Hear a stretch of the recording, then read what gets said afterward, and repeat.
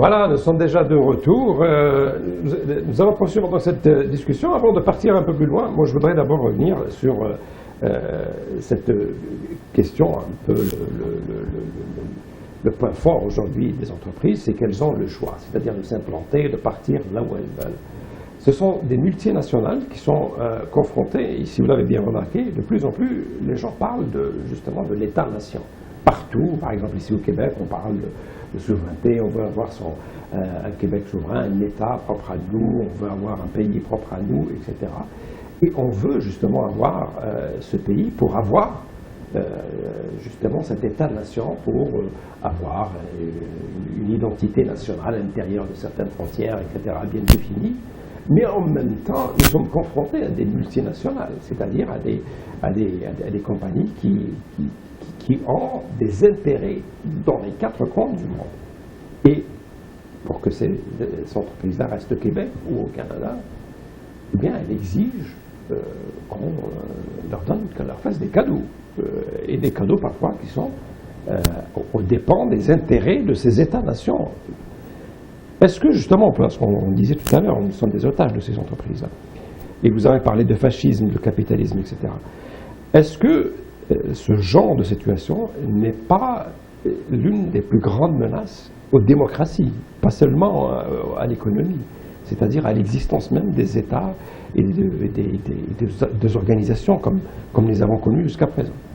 Mais bien sûr, écoutez, il y a des écrits qui sortent tous les jours, des gens qui se révoltent. Enfin, je commençais par Noam Chomsky, a terminé par à son âme Bernard Marie, qui était Bernard Marie, celui qui a été tué, l'économiste chez Charlie Hebdo, avec qui j'ai fait un film avec Noam Chomsky qui s'appelle L'Encerclement, sur ces choses-là.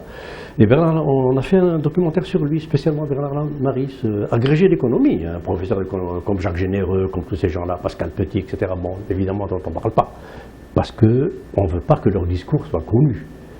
Or, on n'a qu'à aller au cinéma maintenant, là, ce documentaire passe ici à Québec. Et c'est agrégé d'économie, agrégé dans le sens français, dans le sens européen du terme, c'est-à-dire le top du top du top des diplômes académiques. Et il dit, en tant qu'agrégé d'économie, ce qui se passe, c'est quand les politiciens ou les économistes, entre guillemets, officiels, parlent de l'économie, ils en parlent comme de la météo. Ils constatent, ils nous font un bulletin météorologique, comme si on pouvait rien changer. Voilà, aujourd'hui, tel PDG a touché tant, tel a pris tant de primes de bonus, tel est parti avec 45 millions de retraite, tel est machin, tel a licencié 20 000, et puis voilà, comme un bulletin, mais comme si on ne pouvait rien y changer. Or, l'économie, c'est un instrument, c'est tout. C'est un outil dont on peut se servir et qu'on peut changer comme on veut, autant qu'on veut. Et la responsabilité, et Bernard Marie a ajouté cette chose incroyable, il a dit, le premier économiste aujourd'hui qui parle de main invisible et de marché autorégulé qui y croit, c'est soit Hachakoum, c'est ce qu'il a dit, hein, je m'excuse, c'est le mot qu'il a utilisé, c'est soit un con, soit un prostitué intellectuel. Un économiste qui dit main invisible au marché autorégulé. C'est ce que répète Couillard à longueur de journée. Ils nous disent tous que tout ça c'est le marché, il faut laisser le marché. Alors le marché, la main invisible, c'est une excellente excuse pour laisser les puissants manipuler la société, l'éducation, ce qui s'enseigne depuis l'école primaire, ce qui s'enseigne à l'université, ce qui se dit à la télévision, ce qui se dit à la radio, ce qui s'écrit dans les journaux, pour formater les esprits des citoyens à accepter une pseudo-économie fatalité qui fonctionne comme eux le désirent. Ça s'appelle du fascisme. Ils sont en train de fabriquer un consentement à ce qu'ils sont en train de faire, justement. Noam Chomsky, c'est ça. Fabrication du consentement. On y est absolument. Et ça a commencé dans les années 80, quand l'économie réelle a commencé à rétrécir. Alors pour revenir à cette question donc, de crise de l'État et de chantage des entreprises, sinon on s'en va, et puis bon. Alors, cet argent, cette masse d'argent qu'il y avait jusqu'aux 30 Glorieuses, parce que l'économie était en expansion. Je vous rappelle que les 30 Glorieuses, c'est les 30 années après la fin de la Deuxième Guerre mondiale. Hein. Donc de 40 à 45, 75 à peu près. Bon. Donc l'économie était mondiale. Vous ouvrez n'importe quoi, n'importe quelle boutique de n'importe quoi, vous faisiez fortune à l'époque. Or, c'est tombé, comme par hasard, timing de l'histoire, en même temps que le fait qu'en moins de 40 ans, il y a eu 2 énormes guerres mondiales qui n'ont jamais été faites sur le sol américain. Ce qui a fait que les États-Unis ont pu en profiter. D'ailleurs, certains disent, il y a des théories, qu'ils ont mis la main à la pâte pour provoquer la première, laisser durer. Mais ce sont des théories de complot. Et la deuxième, laisser durer. Bien, tout le monde fait des théories du complot, sauf les Américains. C'est connu. Eux, ils ne font jamais de théories de complot, c'est tous les autres. Et donc, ils ont laissé durer. Et même détruit plus. Ils ont détruit Düsseldorf, qui était intact. Ils ont détruit Dresden, qui était intact, etc. Tout ça pour pouvoir reconstruire le plan Marshall et... On disait à l'époque qu'on procède à des déménages, etc. Et puis surtout l'American Way of Life. Le plan Marshall, c'était 17 milliards de dollars de l'époque, donnés soi-disant comme cadeau à l'Europe pour se reconstruire, mais c'était pour acheter Coca-Cola, Pepsi-Cola, McDo, etc. et introduire la mentalité, la vie, et puis les business schools, et le business economics américain est venu avec. Et pendant la Deuxième Guerre mondiale en particulier, les Américains ont développé tout ce qui a fait l'ossature de ce qu'on appelle la stratégie économique et la stratégie managériale aujourd'hui, et le management. Donc planification, décision, coordination, parce qu'il fallait planifier les convois de bateaux qui devaient aller de Caroline du Sud ou du Nord jusqu'à Londres, éviter les sous-marins, éviter etc., les bombardiers allemands, etc., etc. Et donc arrivent les 30 Glorieuses, qui sont des années de prospérité économique par elles-mêmes, sans aucune forme d'aide, ni de théorie, et ils ont profité pour faire croire que les 30 Glorieuses, c'était grâce à l'invention des théories de management américaines, alors qu'ils n'y sont pour rien. Entre 1945 et 1970, vous ouvriez boutique de n'importe quoi, et vous réussissez. Le management n'a rien à voir. Bon. Et donc, qu'est-ce que ça a donné? Ça a donné la déification des personnages qui pratiquent le management et qu'on appelle les managers. Donc, l'entreprise, donc l'entrepreneur, donc le patron d'entreprise, et donc le fait de rêver à ce que des patrons d'entreprise deviennent des chefs d'État. Ce qu'on est en train de dire aux États-Unis maintenant, Donald Trump serait pour ses partisans, et ils sont nombreux aux États-Unis, le meilleur président des États-Unis parce qu'il va gérer les États-Unis comme on gère une business, ce qui est une catastrophe. Bon. Donc, alors, cette crise dont je parlais, c'est que l'économie réelle diminuant, l'argent disponible chez les businessmen diminuait, donc cet argent qui servait à aider les politiciens à gagner le pouvoir politique, il n'en avait plus pour leur donner. Il ne restait plus qu'une chose, c'est qu'ils se mettent d'accord tous les deux, politiciens et business, pour organiser ce qu'on a appelé les mesures d'ajustement structurel, et qu'on a appliquées partout, à commencer par les États-Unis avec le McCarthyisme en 1946. Ce qu'on reprochait à une certaine époque aux décideurs au niveau de l'Union soviétique et même de la Russie aujourd'hui, on nous disait il y a un mariage de raison entre la mafia un peu politique et le complexe industriel militaire, absolument, pour mieux contrôler la Russie, les intérêts, l'argent, etc. Et je pense qu'aujourd'hui, on a pratiquement le même principe en Occident. Ah mais il a commencé aux États-Unis en 1946. Le McCarthyisme, ça a été mené pour éliminer du sol des États-Unis tout ce qui pouvait se mettre sur le chemin du capital. C'est-à-dire anarchistes, communistes, socialistes, syndicalistes, etc. Éliminés complètement. Ça a été le premier espace néolibéral, organisé entre, disons, mi-45 et 48. Et ils ont fait des listes noires donc de gens qui étaient complètement radié de toute forme de droit pratiquement civil, comme Arthur Miller, qui a été privé de passeport, le grand écrivain, de passeport de droit civique, etc., aux États-Unis pendant 5 ans, Tennessee Williams, je pense aussi, etc.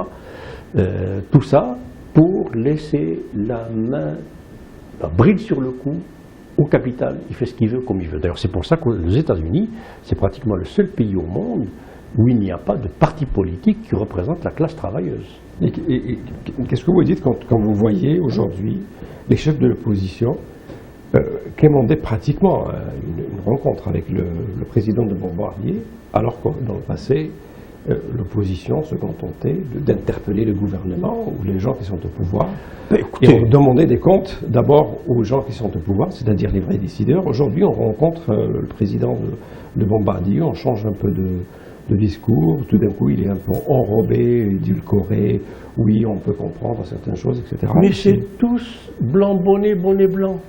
C'est juste les mots ou les tournures de phrases qu'ils utilisent qui sont différentes, c'est tout. La seule opposition qu'il y a à Québec, c'est Amir Kadir, Françoise David et Manon Massé. C'est la seule opposition. Mais là, mais ces gens-là, on nous dit que ce ne sont que des carrés rouges qui s'amusent entre bien eux. Sûr, Ce ne sont pas des gens crédibles, on ne peut pas les... Bien sûr, je connais la chanson. On n'est pas crédible parce qu'on ne dit pas le discours de l'entreprise. On ne dit pas le discours pour lequel on a formaté le citoyen à se préparer à écouter. Moi, avec mes étudiants à HEC Montréal, quand je tiens le discours que je suis en train de vous tenir, ils me regardent comme si j'étais un extraterrestre. Bon, mais heureusement, j'ai 45 heures de cours avec mes étudiants. Donc, au bout de 2, 3, 4, 5 cours, ils finissent par comprendre.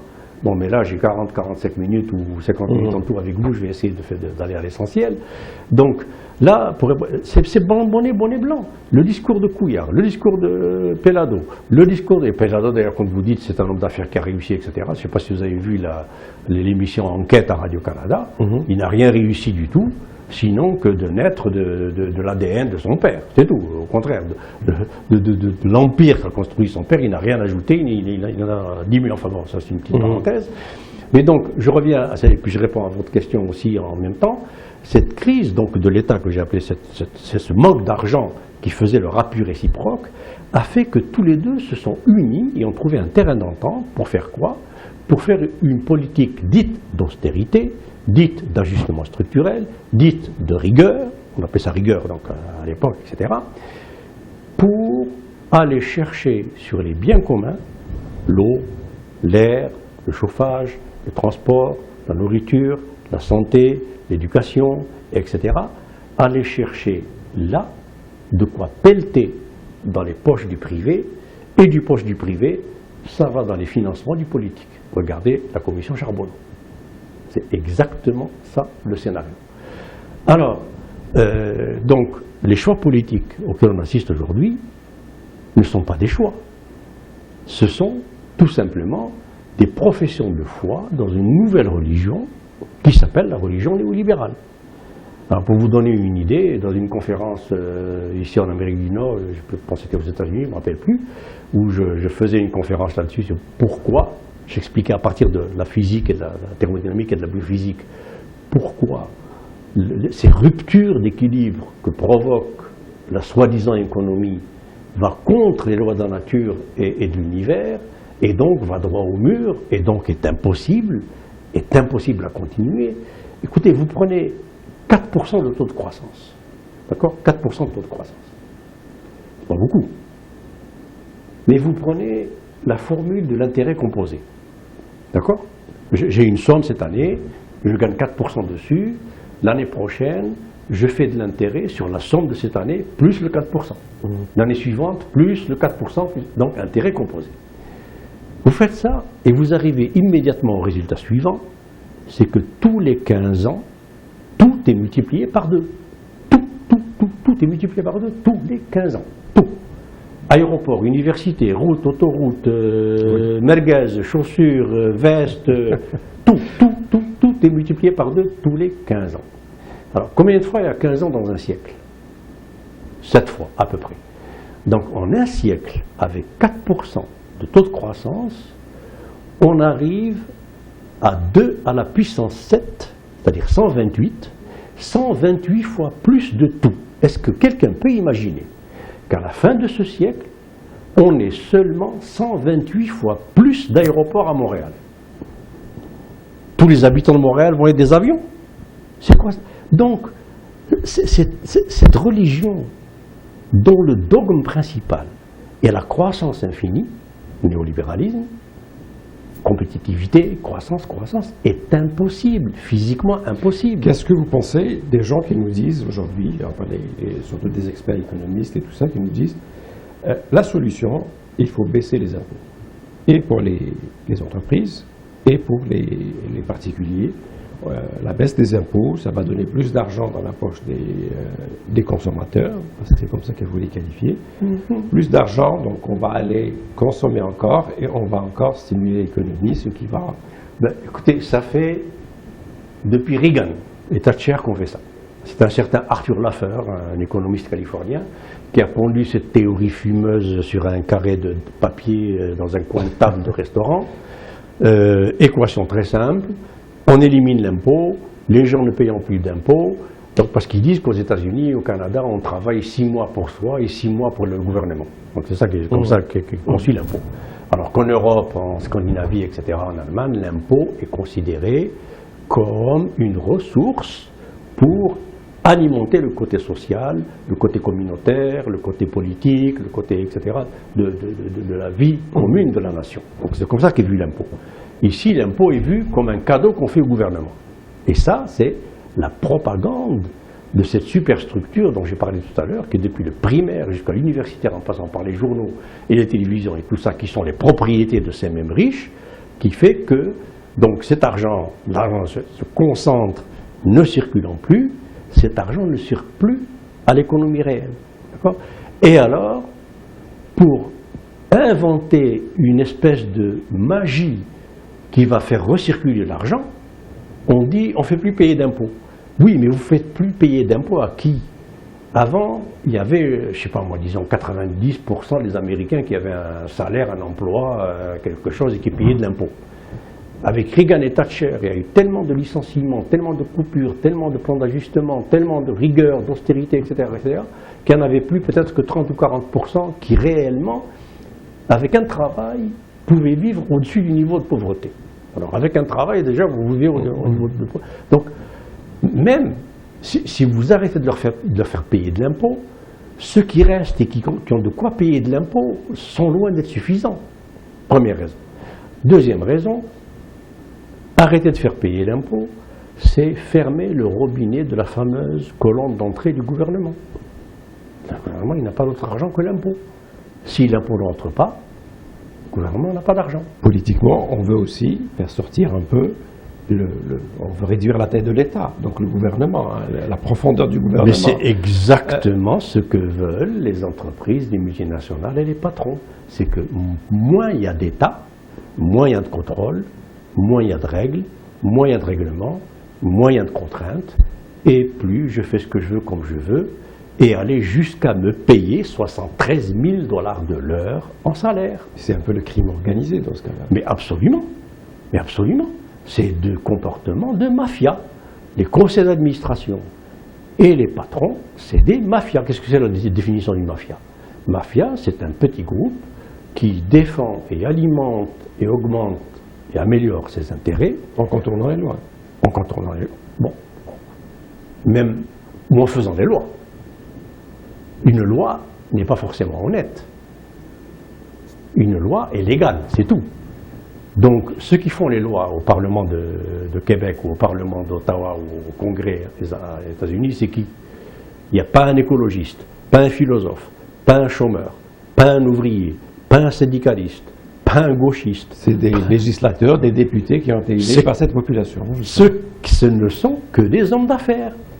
Or, les hommes d'affaires vont faire des lois pour hommes d'affaires. Et ces hommes d'affaires, comme vous le dites, ont été élus, mais ils ont été élus par qui?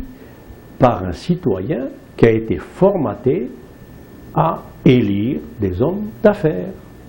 Point à la ligne. Il ne reste pas beaucoup de temps. Oui. Je voudrais qu'on parle un peu justement de ce qu'on appelle les pays émergents.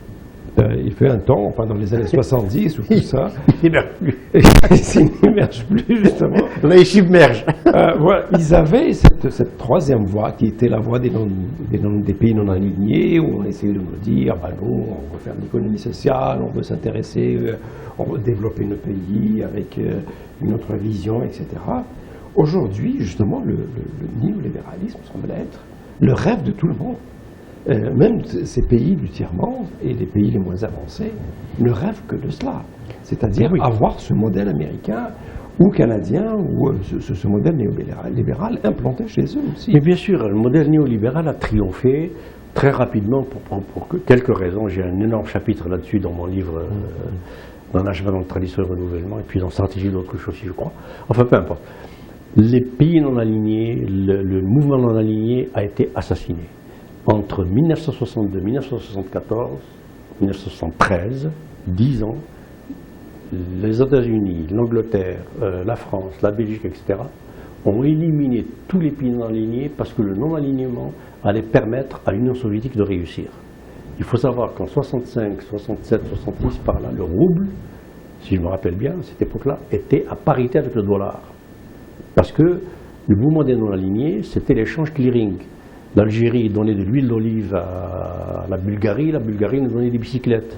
La Tunisie donnait de la harissa à la Pologne lui donnait des tracteurs, etc. etc. Et c'était quelque chose comme 120 pays dans le monde qui échangeaient entre eux sans passer ni par le dollar, ni par le franc, ni par le mark, ni par la livre sterling. C'est une catastrophe. Donc ils se sont mis ensemble, ces gens-là, et ils ont éliminé tous les leaders non alignés. Le premier, Lumumba, 1962, le dernier, Salvador Allende, 1973. Et ça a fait que ça a étouffé l'Union soviétique et les pays de l'Est. Donc ils n'avaient plus cet oxygène de produits qui venaient chez eux en échange de produits de chez eux, sans passer ni par le dollar, ni la livre sterling, ni le mark, ni aucune devise autre. Et ça a fait des pays non alignés où on a placé des Omar Bongo, des Houphouët-Boigny, etc., comment il s'appelle, Mobutu, qui ont duré des 40, des 50 ans et qui laissent derrière eux leurs fils, comme au Gabon, c'est Ali Bongo qui a succédé à Omar. Eh bien, on a mis à la tête des pays non alignés des gens qui se sont mis à envoyer toutes ces richesses plutôt que au bloc de l'Est, à les envoyer à New York, à Paris, à Montréal, etc. Toutes les banques sont pleines des revenus de ces pays-là. Voilà. Donc les pays non alignés, c'est fini. Il ne reste pas beaucoup de temps. J'aimerais vous poser 3 ou 4 questions comme ça en rafale, mais donc on souhaite obtenir des réponses un peu brièvement. À part les gens donc de Québec solidaire, quel est le politicien selon vous ici au Québec qui aurait à vos yeux un discours plus social, plus moderniste, plus... Je voyais Jacques Layton. Évidemment, bon, si on parle de Québec solidaire, du UFP, tout ça, j'y étais candidat, on dit que c'est des farfelus, des machins, des idéalistes, et bon. Mais il en faut des utopistes et des idéalistes pour changer le monde. Hein. Bon, non, franchement, j'en vois pas. À part Jacques Layton. Je n'en vois vraiment pas, à part Québec solidaire, comme Qu'est-ce que véritable... vous pensez des 100 jours de Justin Trudeau à la tête du Canada? Oh, c'est un effet de politique spectacle, tout simplement. Écoutez, je suis désolé, mais Justin Trudeau, il est loin d'avoir la culture, la connaissance de géographie universelle, d'histoire universelle, de politique universelle de qu'avait son père. Je suis bien désolé, j'espère qu'il a de très bons conseillers autour de lui, mais on a beau avoir d'excellents conseillers autour de soi, vous savez, si on n'a pas soi-même toutes les connaissances qu'il faut pour mener une politique quand on est le Canada, à l'échelle mondiale, moi je vous fais le pari que ça n'ira pas très loin. Juste pour revenir aux pays émergents et aux pays du tiers-monde, pourquoi ils préfèrent le modèle US, pourquoi le modèle US a dominé. Donc parce qu'on a éliminé les non-alignés et la possibilité pour que le modèle concurrent qui était le modèle soviétique réussisse, on l'a empêché de réussir. Quand on dit que c'est l'idéologie communiste, etc., qui a tué ces pays-là, c'est faux. Ce qui les a tués, c'est le massacre des non-alignés et une asphyxie économique, ce qu'on appelle la théorie du containment. On a isolé complètement avec le mur vers l'ouest et le mur vers le sud, qui est le wahhabisme, qu'on a monté contre le communisme qui était présenté comme de l'athéisme, etc., etc. Bon. Alors, le modèle US est le modèle qui domine. Pourquoi? Parce que c'est celui qui permet à nos classes dominantes, nous, les pays émergents, les pays du tiers-monde, etc., à nos classes dominantes, de faire de l'argent vite, beaucoup, de corruption, de détournement, etc., sous couvert de quoi? Sous couvert de cette religion qui s'appelle le libre marché. Alors, disons que c'est le libre marché, faisons ce que nous voulons, magouillons comme nous voulons, et on s'enrichit, et on dit que ça réussit, et on confond enrichissement des riches avec santé de l'économie. Je voudrais revenir puisque vous êtes justement de Québec solidaire.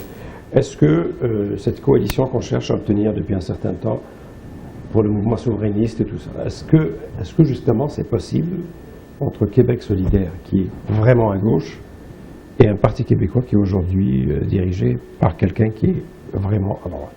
Oh, mais Québec solidaire vraiment à gauche, non. Québec solidaire, la plateforme de Québec solidaire, c'est d'abord un État qui joue son rôle d'État, un mode de scrutin proportionnel qui permet à la diversité de s'exprimer, aussi bien syndicaliste, ouvriériste, que riche, que pauvre, que vieux, que jeune, que malade, etc. C'est pas gauche, enfin parce que le mot gauche est très très connoté, lourdement. Hein. Non, c'est-à-dire, ils sont clairement à gauche. Oh, oui. Dans l'échiquier politique, là, oui, dans l'échiquier politique, oui, mais il faut faire attention à la connotation du mot. Disons que sur le spectrum donc, politique, ils sont à gauche. Oui. Donc, voici une formation politique qui est à gauche, qui partage un peu sur cette idée aussi centrale qui est la souveraineté, donc créer ce... Oui. Est-ce qu'une coalition est possible? Est-ce que c'est possible avec le PQ, la droite et tout ça, Ben, le problème, c'est est-ce qu'il faut faire l'indépendance du Québec pour faire l'indépendance, ou est-ce qu'il faut faire l'indépendance du Québec pour faire du Québec quelque chose de différent, quelque chose qui va profiter au peuple québécois, vraiment, et qui ne va pas profiter seulement à Legault. Si vous savez, si Legault pas tellement. Bah pour les souverainistes, faisant la souveraineté, discutons après. Parce qu'il est au PQ, Legault. Bon. Legault et Pierre Karl-Péladeau, c'est des hommes d'affaires. Écoutez, s'ils veulent un Québec tellement indépendant et souverainiste, etc., particulièrement Pierre Karl-Péladeau, ben, c'est sûrement pas pour que le lendemain, il redistribue sa fortune aux itinérants de Montréal, qui sont 60 000. Hein, ils étaient 30 000 selon Statistique Canada en 2005. Aujourd'hui, combien ils sont? Coder, il nous dit qu'ils sont 4 000, mais il a fait un sondage en catimini, je ne sais pas quoi, dans les 4 coins de rue de Montréal. Mais ils nous disent que ce ne sont pas des Montréalais, ils viennent de Vancouver. Donc, la question qui se pose pour la souveraineté, c'est, oui, moi je suis souverainiste, j'ai toujours été pour l'indépendance d'Algérie, je suis pour l'État-nation, parce que figurez-vous que la mondialisation et le libre-échange, c'est le contraire absolu de tout ce qu'on nous chante. Quand on nous dit libre-échange et développement durable, ça ne peut absolument pas aller ensemble. Dès que vous mettez une zone de libre-échange, vous tuez le développement durable. Pourquoi? Prenons l'exemple Canada, États-Unis, Mexique.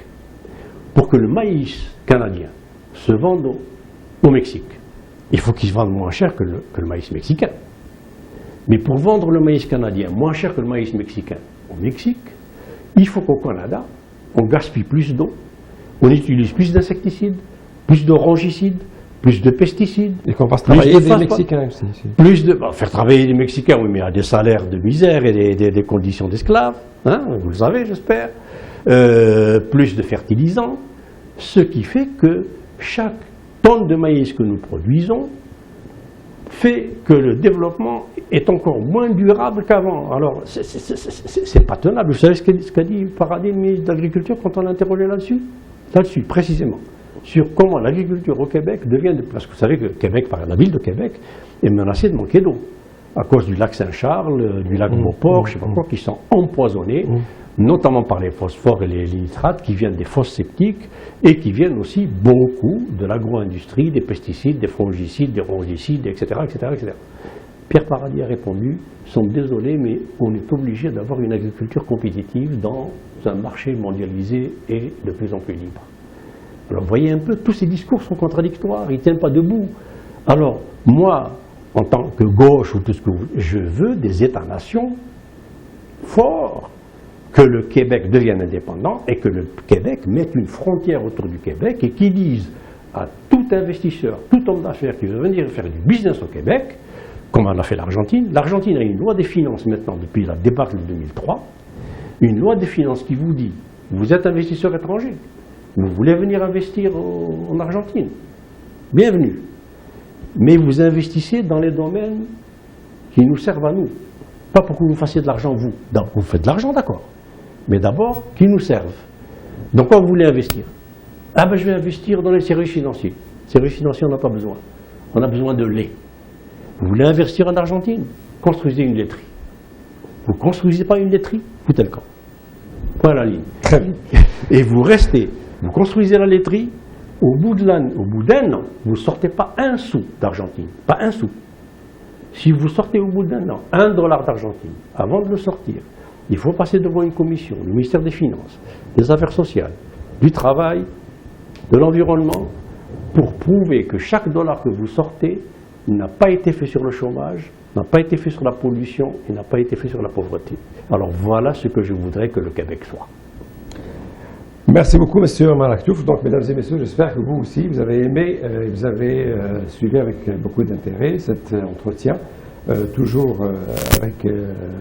Malaktouf, qui non seulement reste dans les profondeurs, dans la haute réflexion, etc., mais en même temps, c'est un personnage très agréable, comme vous l'avez certainement remarqué. Donc, merci beaucoup pour votre présence.